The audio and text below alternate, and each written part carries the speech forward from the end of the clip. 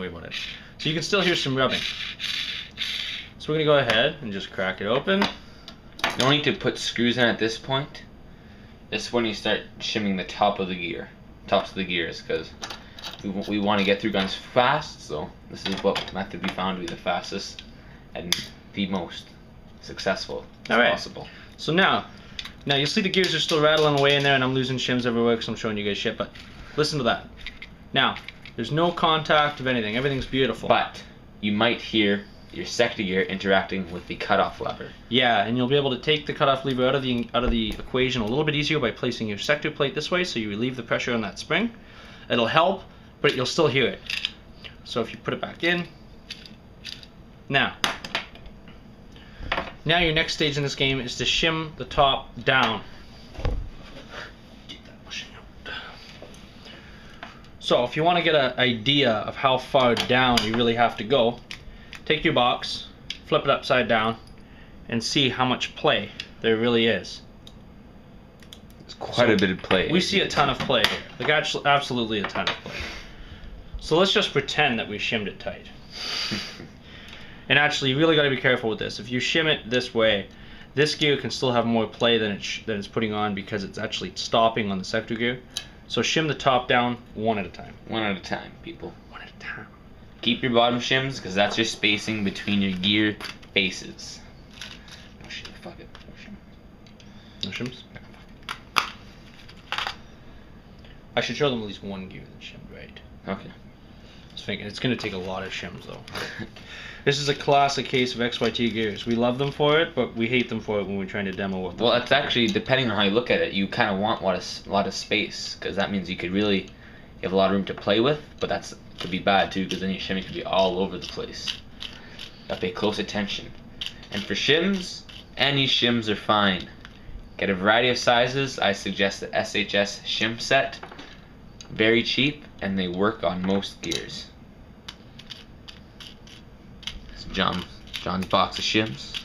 Yeah, it's got a variety of brands and sizes and stuff. As you guys saw earlier in the video, the cheap gear set we're using for this demonstration actually has an axle fault here. It's actually really flared out and big at the top. We could fix it with the Dremel, but we already started filming, so...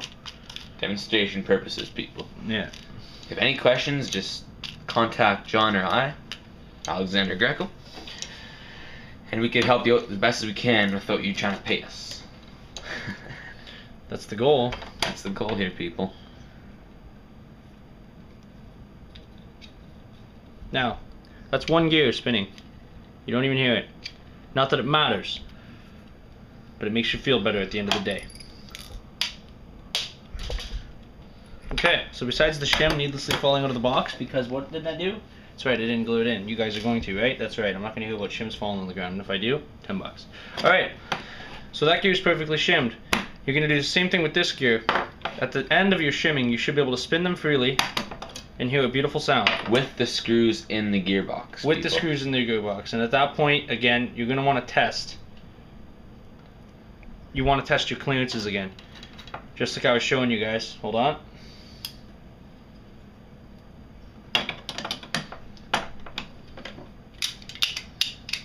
This is a really shitty box. Like, look at that.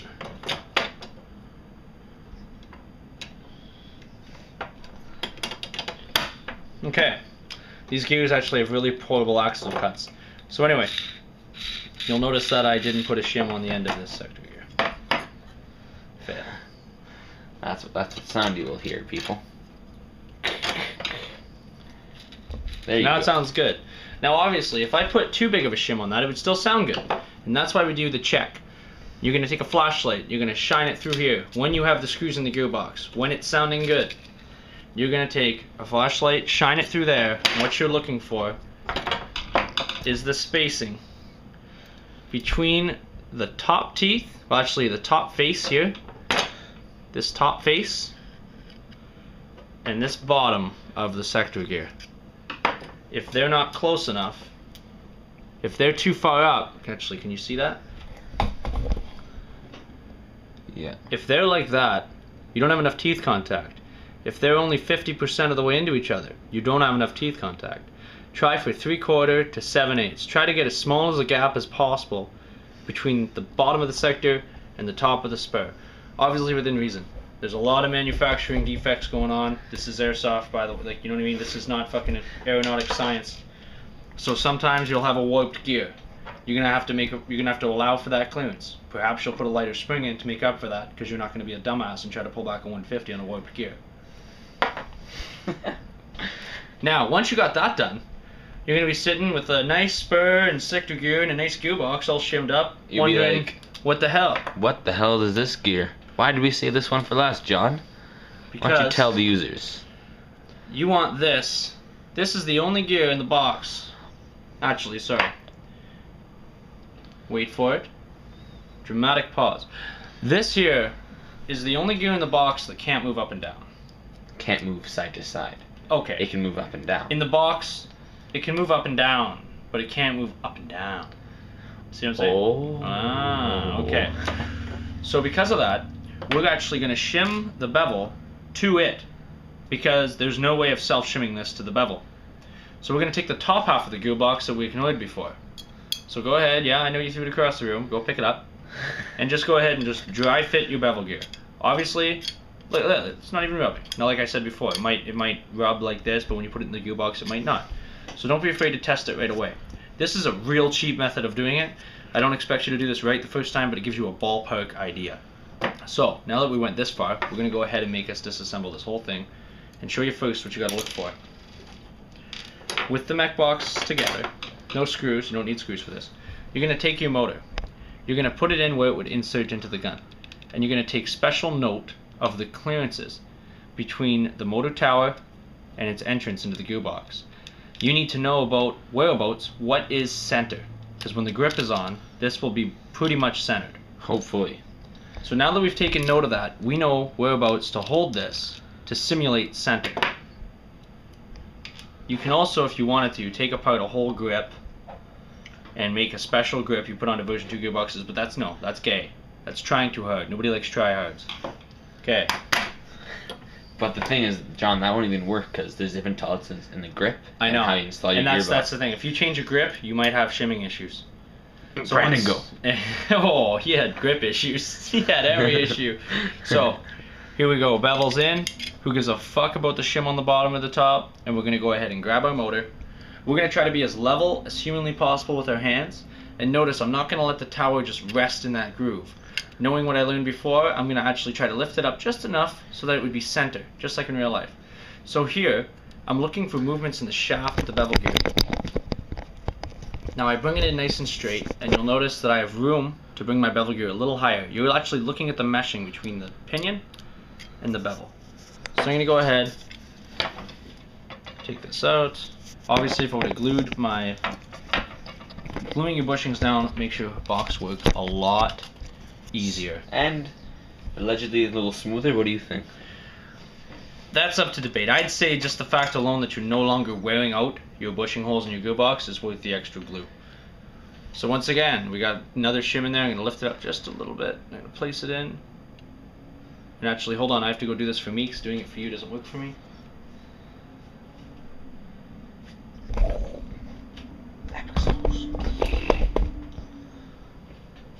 Focused. Okay. Need a little bit more. I'm going to pretty much dial this in for you guys. Not that it matters, it's more the method than watching it done that matters. Once you guys know the method, you'll try it, you'll fail at it, you'll try it again, you'll fail at it, then you'll do it right. Cut. Alright, so that's the basics of shimming. Obviously we left a lot out, yada yada yada, you can get mad at us later. For now, we want to cover angle of engagement. Now, what that is literally the angle that the pickup tooth on your sector gear, first tooth interact with the piston, the angle that interacts with the actual first tooth of the piston. So, as you see here, piston's all the way forward. Gear comes back to collect the piston. Note how it doesn't mesh at the proper angle. It's actually, if you feel it, it's going to push up. Actually, yeah, you'll see that. Little break in the angle. You'll also note, sometimes people remove the second last tooth, and you're always wondering, well, what the fuck's that about? Well, your gearbox cycles as your motor's on. It spins the gears back. This releases the piston. The piston's now flying forward, but note, if you're firing in full auto, your sector gear is still whipping around like a motherfucker. There are times that you'll get a jam. What this does, this is what happens in a jam. Your piston stops. It literally ends up locking itself up, and your gear continues to spin, and this is how you get notches down the teeth of your piston. And in your case, Kemp, you actually ate the teeth of your piston out. Congratulations. Now, it's usually not that close. Usually it's right at the end. You start to catch just before the beginning. So you should get that 1 or 2, and you'll see it on your piston. When you take it out, you'll see little scrapes on the first 2, second, third, and fourth teeth. You're like, what the fuck's that? Well, that's pre-engagement. It means slow your shit down, lighten your piston, or increase the strength of your spring, or do all 3, because you're sauce. Alright, so what we're going to do first, though, is we're just going to say, hey, we don't like that second last tooth, so we're just going to be like, that's no knife, this is a knife. And then we're going to cut ourselves on live television. Epic sharp knife, though, for the record.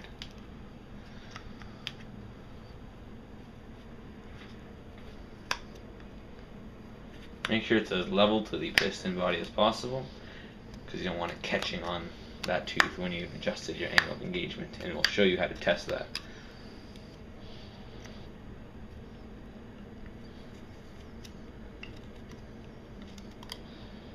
Okay, you'll now notice missing a tooth. And you know what? That's a true Canadian piston there. Missing a tooth. Alrighty. So now we're going to go ahead and slap that back in. You'll notice we didn't clean anything up. You should. But we didn't, because we don't have to. Because, well, one day. So now we're going to look. You see that there's an angle to the cut in the pickup tooth. Is that the right angle for them? Perfect. See that slight angle they have there? It's not 100% 90 degrees. You'll also notice that the tooth cut in the sector is not 100% 90 degrees coming out of the circle. And what we're trying to do here is make those meet up in a perfect flat. One, it distributes most of the force more over the tooth, more into the pickup tooth. If you try to distribute all this force to pull this piston back in one small area, you're going to either indent it, wear it out over time, or break the whole thing. That sounds like fun, John. It does sound like fun. It's a great time. You should ask Kemp about it sometime. So what we're going to do here is we're just going to spin it back nice and slow until we get to that point. Oh, look at that. We're at the point. So now if you want, you can mark the piston if you're really gay. But we don't like doing that. So we're just going to get it back to that point. We're about there.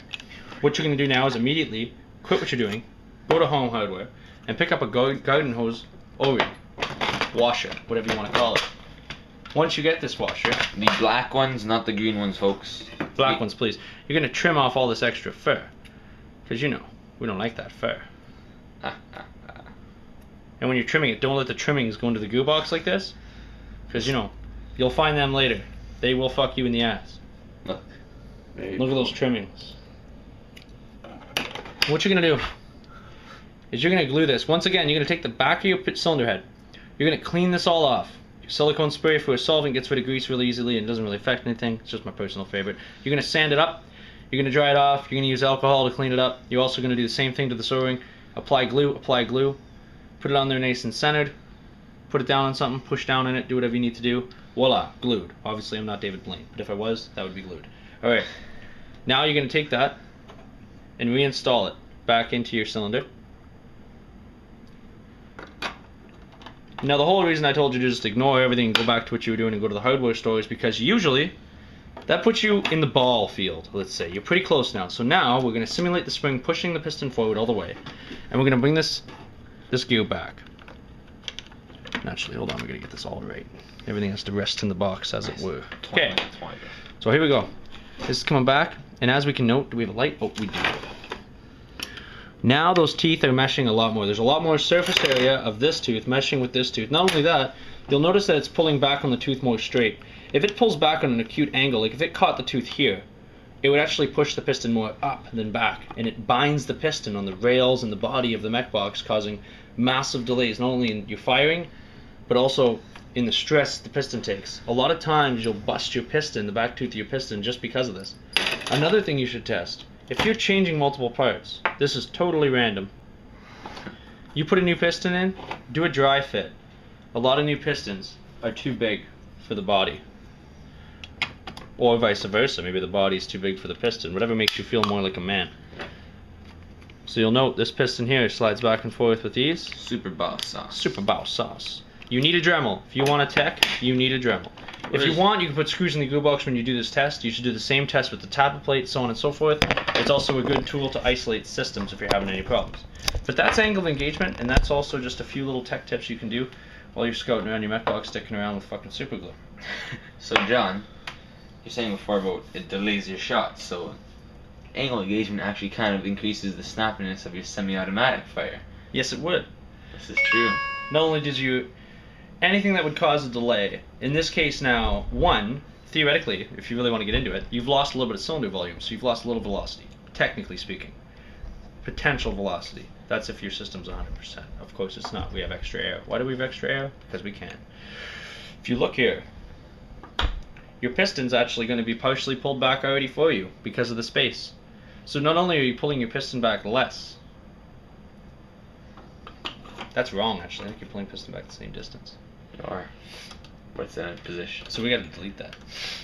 Don't listen to what we just said. We're lying. Lies. No. Anyways, more so though, this engages the piston at a much proper angle now. So now most of your force, all that work your motor's been doing, is going to go into pushing the piston back, not binding the piston against the rails. So you're saying the efficiency will be increased in your system? You will draw less amps and put more bullets downrange. Yes. On the same amount of battery power. On the same amount of battery power. Epic bean sauce. Let's whip some up right now.